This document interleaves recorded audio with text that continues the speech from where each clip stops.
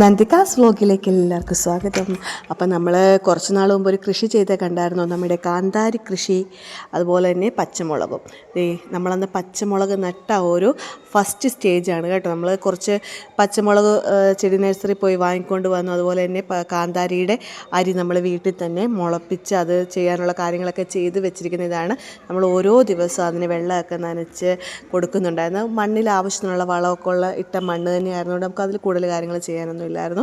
അപ്പോൾ ഓരോ ദിവസവും അതിൻ്റെ വളർച്ച ഞാനിങ്ങനെ നിരീക്ഷിച്ചുകൊണ്ടിരുന്നു കേട്ടോ.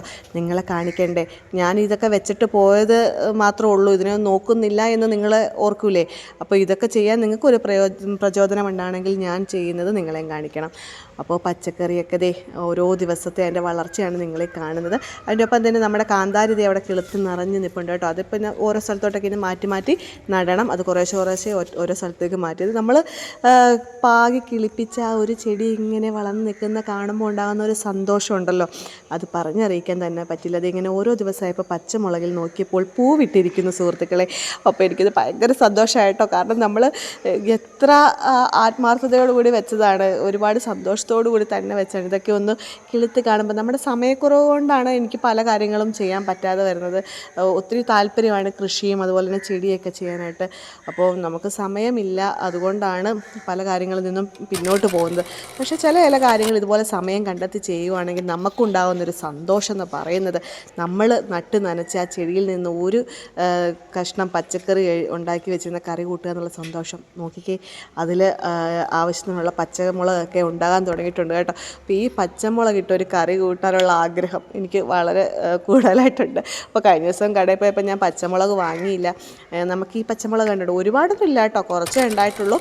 അതിൽ പൂവിട്ടൊക്കെ കിളുത്ത് വരുന്നേ ഉള്ളൂ. അതിലൊരു മുളക് മാത്രം വ്യത്യാസമുണ്ട്, ഉണ്ടമുളകാണ് ഉണ്ടായിരിക്കുന്നത് കേട്ടോ, ഉണ്ടമുളക്. അപ്പോൾ ബാക്കി എല്ലാത്തിലും നിറച്ചും പച്ചമുളകായി. അപ്പം നിങ്ങളെല്ലാവരും ഇതുപോലെ കുഞ്ഞു കുഞ്ഞു കൃഷിയൊക്കെ ചെയ്യണം കേട്ടോ.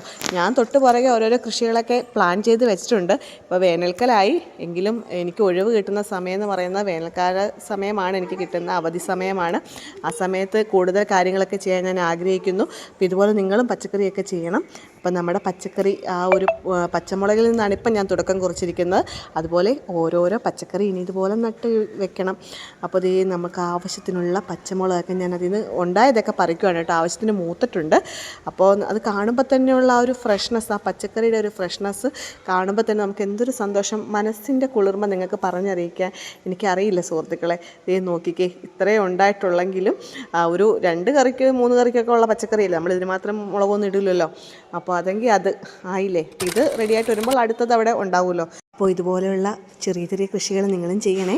അപ്പം നമുക്ക് മറ്റൊരു വീഡിയോ ആയിട്ട് വീണ്ടും കാണാം. അപ്പോൾ സബ്സ്ക്രൈബ് ചെയ്യാത്ത സബ്സ്ക്രൈബ് ചെയ്യണം. അപ്പോൾ ബൈ.